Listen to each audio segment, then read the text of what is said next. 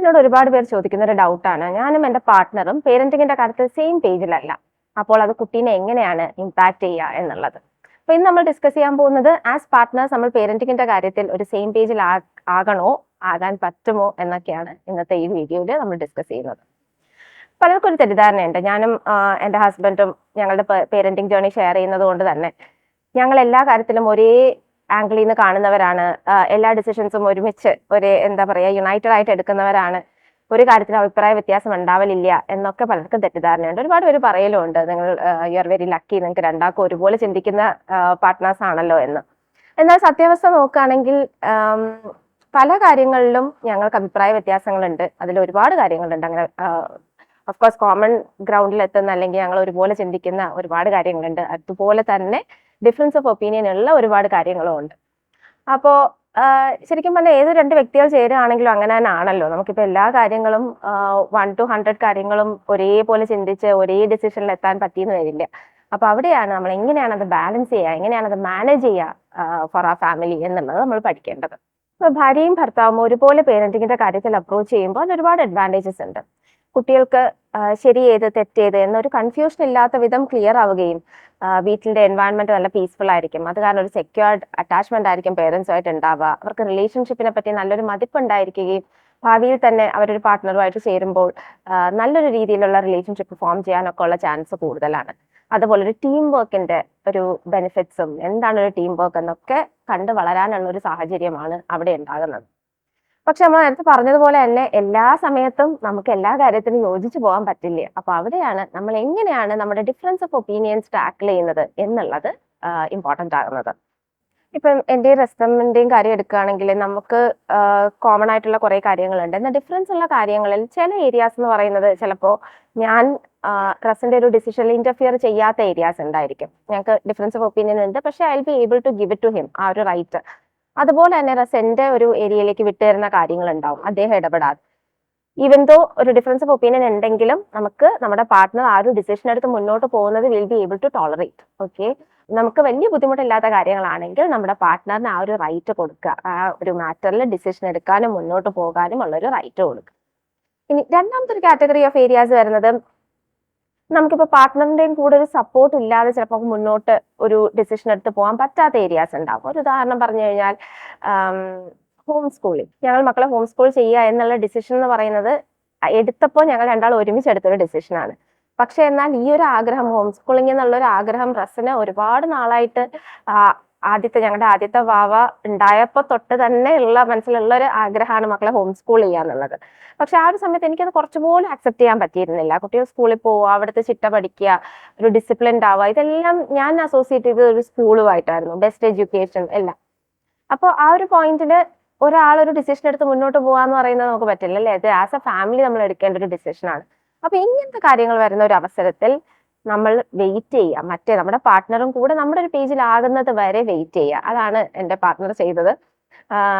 എന്താ ഹോം സ്കൂളിങ്ങിനെ പറ്റി കൂടുതൽ പഠിക്കാനും ഒക്കെ ഒരുപാട് ഓപ്പർച്യൂണിറ്റീസ് ഒരുക്കി തന്നു. ആൻഡ് ടുക്ക് മീ ഒരു 6 കൊല്ലം കഴിഞ്ഞിട്ടായിരിക്കും ചിലപ്പോൾ ഞാൻ ഹോം സ്കൂളിംഗ് ഒക്കെ നമുക്ക് സ്റ്റാർട്ട് ചെയ്യാം എന്നൊക്കെ ഉള്ള ഒരു ഡിസിഷനിലേക്ക് എത്തുന്നത്. അപ്പൊ അതുവരെ ആ ഒരു പൊസിഷൻ വരെ എനിക്ക് ഒരിക്കൽ പോലും തോന്നിയിട്ടില്ല ഞാൻ ലെഫ്റ്റ് ഔട്ട് ആണ്, അദ്ദേഹത്തിന് ഹോം സ്കൂളിംഗ് വേണം പക്ഷെ എനിക്കത് പറ്റുന്നില്ല, ഞാൻ എന്താ ചെയ്യുക എന്നുള്ളൊരു സ്ട്രഗിളോ അങ്ങനെ ഒന്നും ഉണ്ടായിട്ടില്ല. He just gave me a space to grow. അങ്ങനെയാണ് എനിക്ക് ഫീൽ ചെയ്തത്. അപ്പൊ ചില കാര്യങ്ങൾ അങ്ങനെ ആയിരിക്കും, നമ്മൾ will just wait for the other party to come to the same page as us. ഇനി മൂന്നാമത്തെ ഒരു കാറ്റഗറി ഏരിയാസ് എന്ന് പറയുന്നത് നമുക്ക് വെയിറ്റ് ചെയ്യാനും പറ്റില്ല, ഉടനെ ഒരു ഡിസിഷൻ എടുക്കണം എന്നുള്ള ഏരിയാസ് ആയിരിക്കും. ആ ഏരിയാസിൽ രണ്ടു കൂട്ടരും ഡിസ്കസ് ചെയ്ത് നമ്മുടെ ഡിഫറൻസ് ഓഫ് ഒപ്പീനിയൻസ് ഡിസ്കസ് ചെയ്ത് രണ്ടു പേർക്കും പറ്റുന്ന ഒരു കോമൺ ഗ്രൗണ്ടിൽ എത്തുക. ഉദാഹരണം പറഞ്ഞാൽ ഞാൻ പറയുന്ന രീതിയല്ല അല്ലെങ്കിൽ അദ്ദേഹം പറയുന്ന രീതിയോ അല്ല, രണ്ടിനും ഇടയ്ക്കൊരു വഴി ഉണ്ടായിരിക്കും. ഒരു ഉദാഹരണം അതിന് പറഞ്ഞു കഴിഞ്ഞാൽ, ഈ കുട്ടികൾ, ഞങ്ങളുടെ മക്കൾ 4 പേരും ഒരുപാട് ബുക്സ് വായിക്കുന്ന കുട്ടികളാണ്. അപ്പൊ അവർക്ക് ഏതൊക്കെ ബുക്ക് കൊടുക്കണം ഏതൊക്കെ കൊടുക്കരുത് എന്നുള്ളത് എന്റെയും റസിന്റെയും ഒപ്പീനിയൻ ഭയങ്കര ഡിഫറൻസ് ആണ്. എന്റെ എന്താ പറയാ ഗാർഡ്സ് കുറച്ചധികം കൂടുതലാണെങ്കിൽ എന്റെ ഒരു വ്യൂ പോയിന്റിൽ നോക്കുമ്പോൾ റസിന്റെ ഗാർഡ്സ് ഭയങ്കര കുറവാണ്. കുറെ ഏരിയാസിലുള്ള book he's okay with giving kids. അപ്പൊ അങ്ങനെ ഡിസിഷൻ വരുമ്പോൾ എന്ത് ചെയ്യില്ല, എനിക്ക് വെയിറ്റ് ചെയ്യാൻ പറ്റില്ല, റസ് എന്റെ ഒരു ഒപ്പീനിയനിലേക്ക് വരട്ടെ, അതുവരെ കുട്ടികൾക്ക് ബുക്ക് കൊടുക്കണ്ട എന്ന് പറഞ്ഞ് ഡിസൈഡ് ചെയ്തിരിക്കാൻ പറ്റില്ലല്ലോ. അപ്പൊ അതുകൊണ്ട് തന്നെ ഞങ്ങൾ രണ്ടാളും ഇതിനെപ്പറ്റി ഡിസ്കസ് ചെയ്യുകയും നമുക്ക് രണ്ടു പേർക്കും ചേരുന്ന, ഞാനും കുറച്ച് കോംപ്രമൈസ് ചെയ്തു, റസും കുറച്ച് കോംപ്രമൈസ് ചെയ്തു, എന്നിട്ട് രണ്ടു കൂട്ടർക്കും കോംപ്രമൈസ് ചെയ്ത് ഫിറ്റ് ആവാൻ പറ്റുന്ന ഒരു ശരിയിലേക്ക് ഞങ്ങൾ എത്തിച്ചേർന്നു. അപ്പോൾ എൻ്റെ അത്രയും ഗാഡ് ലൈൻസും അല്ല, റസിന്റെ അത്രയും അല്ല, അതിനിടയ്ക്കുള്ള ഒരു വഴിയിൽ എന്ത് ചെയ്തു, ഞങ്ങൾ വി കെയിം ടു ടേംസ്. അപ്പോൾ അങ്ങനെ കുറച്ച് ഏരിയാസ് ഉണ്ടായിരിക്കും. അപ്പോൾ ഇതിലേത് കാറ്റഗറിയിൽ വരുന്ന ഒരു പ്രോബ്ലം ആണ് നിങ്ങളുടെ ഫ്രണ്ടിൽ ഉള്ളതെങ്കിലും നിങ്ങൾ ശ്രദ്ധിക്കേണ്ടത്, നിങ്ങൾ നിങ്ങളുടെ പാർട്ട്ണറുമായിട്ട് ഒരു ഓപ്പൺ കമ്മ്യൂണിക്കേഷനിൽ ഏർപ്പെടുക. അവിടെ നമ്മുടെ പാർട്ട്ണറിനെ നാണം കെടുത്തുന്ന രീതിയിലോ ദേഷ്യപ്പെട്ടിട്ടോ ഒരു ഷെയിംഫുൾ ആവുന്ന രീതിയിൽ ഡിസ്റെസ്പെക്ട് ചെയ്തുള്ള ഒരു സംസാരം ഉണ്ടാകാതിരിക്കുക, പ്രത്യേകിച്ചും കുട്ടികളുടെ ഫ്രണ്ടിൽ. ശരിക്കും പറഞ്ഞു കഴിഞ്ഞാൽ നമ്മുടെ ഡിഫറൻസ് ഓഫ് ഒപ്പീനിയനും ഒക്കെ കുട്ടികൾക്ക് എന്താ ഒരു ലൈഫ് സ്കില്ലാണ്, നല്ല ലേണിങ്സ് ആണ്. പ്രൊവൈഡഡ് നമ്മൾ ആ ഒരു ഡിഫറൻസ് നല്ല രീതിയിലാണ് ഡിസ്കസ് ചെയ്ത് ഒരു കോമൺ ടേംസിൽ എത്തുന്നതെങ്കിൽ അവർക്ക് മറ്റൊരിടത്ത് നിന്നും കിട്ടാത്തൊരു ലേണിംഗ് ആയിരിക്കും. എങ്ങനെയാണ് നമ്മുടെ ഒപ്പീനിയൻ മറ്റൊരാളോട് പുട്ട് ഫോർവേഡ് ചെയ്യുക, അവരുടെ ഒപ്പീനിയൻ നമ്മൾ എങ്ങനെയാണ് ആക്സെപ്റ്റ് ചെയ്യുക, എങ്ങനെ ഒരു കോമൺ ടേംസിൽ എത്തുക എന്നൊക്കെ നമ്മളിൽ നിന്ന് തന്നെ അവർക്ക് പഠിക്കാൻ പറ്റിയാൽ വളരെ നല്ലതാണ്.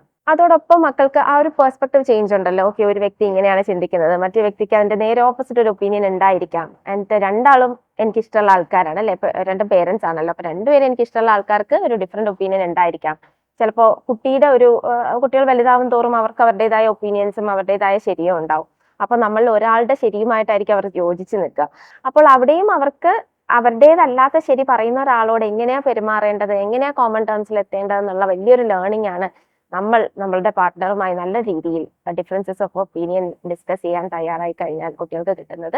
ഇനി ഇങ്ങനെയൊക്കെ പറഞ്ഞു കഴിഞ്ഞാലും ചില സമയത്ത് ഔട്ട്ബേഴ്സ് ഉണ്ടാവും അല്ലെ. നമുക്കിപ്പോൾ എല്ലാ സാഹചര്യത്തിലും നമ്മൾ വിചാരിക്കുന്ന ഭയങ്കര പീസ്ഫുൾ ആയിട്ട് ഡിസ്കഷൻസ് മുന്നോട്ട് കൊണ്ടുപോകാൻ പറ്റില്ല. നമ്മൾ സ്ട്രെസ്ഡ് ആവുന്ന സമയം ഉണ്ടാവും, ഇല്ലെങ്കിൽ നമ്മുടെ പാർട്ട്ണറിന്റെ എന്തെങ്കിലുമൊക്കെ ഒരു നെഗറ്റീവ്സ് കിട്ടി നിൽക്കുന്ന സമയത്ത് ചിലപ്പോൾ ഒരു ഡിസ്കഷനിൽ ഏർപ്പെട്ട് കഴിഞ്ഞാൽ ബേസ്റ്റ് ഔട്ട് ആവും. അപ്പൊ അങ്ങനെ സാഹചര്യങ്ങൾ വരുമ്പോൾ ഒന്ന് ശ്രദ്ധിക്കേണ്ടത്, it has to be bare minimum. ഇപ്പോൾ കൊല്ലത്തിൽ ഒരു വട്ടോ അല്ലെങ്കിൽ 2 വട്ടോ എന്നൊക്കെ പറയുന്ന രീതിയിൽ അങ്ങനെ കുറവായിരിക്കണം അങ്ങനത്തെ ഔട്ട്ബേഴ്സ് എന്ന് പറയുന്നത്. And when ever that is happening നമ്മൾ ശ്രദ്ധിക്കുക, കുട്ടികളുടെ പ്രസൻസിൽ അല്ലാതെ റൂമിനുള്ളിൽ ആരും മക്കൾ കേൾക്കാത്ത അവസ്ഥയിൽ ആ ഒരു ഡിസ്കഷൻസ് മുന്നോട്ട് കൊണ്ടുപോകാം. കാര്യം വാക്ക് തർക്കങ്ങൾ പേരൻസ് തമ്മിൽ ഉണ്ടാവുമ്പോൾ അത് മക്കൾക്ക് ശരിയായ രീതിയിലല്ല അവരുടെ ഒരു ഇമോഷണൽ ഹെൽത്തിനെ എഫക്ട് ചെയ്യുക. ഒരുപാട് സ്റ്റഡീസ് ഉണ്ട് പേരൻസ് തമ്മിലുള്ള വഴക്ക് എങ്ങനെയാണ് കുട്ടികളെ നെഗറ്റീവായി ഇമ്പാക്ട് ചെയ്യുന്നത് എന്നുള്ളത്. അവരുടെ ഒരു ചൈൽഡ്ഹുഡിനെ മാത്രമല്ല അഡൾട്ട്ഹുഡിന്റെ ഒക്കെ നീണ്ടു നിൽക്കുന്ന രീതിയിൽ ഒരു നെഗറ്റീവ് ഇമ്പാക്ട് ആണ് അതിനുണ്ടായിരിക്കുക. അപ്പൊ അതിനായിട്ട് നമ്മളൊരു സാഹചര്യം കൊണ്ടുവരാതിരിക്കുക. അപ്പൊ നെക്സ്റ്റ് ടൈം നിങ്ങളുടെ പാർട്ട്ണറുമായി ഡിഫറൻസസ് ഓഫ് ഒപ്പീനിയൻ ഉണ്ടാകുമ്പോൾ അതൊരു ഓപ്പർച്യൂണിറ്റി ആയിട്ട് എടുക്കുക, കുട്ടികൾക്ക് ഒരു ലേണിംഗ് കൊടുക്കാനുള്ള ഒരു ഓപ്പർച്യൂണിറ്റി. എന്നിട്ട് നമ്മൾ ഡിസ്കസ് ചെയ്ത ഏതെങ്കിലും ഒരു കാറ്റഗറിയിൽ നിങ്ങൾക്ക് ഒരു കോംപ്രമൈസിൽ എത്താൻ പറ്റുന്നുണ്ടോ എന്ന് ശ്രമിക്കുക.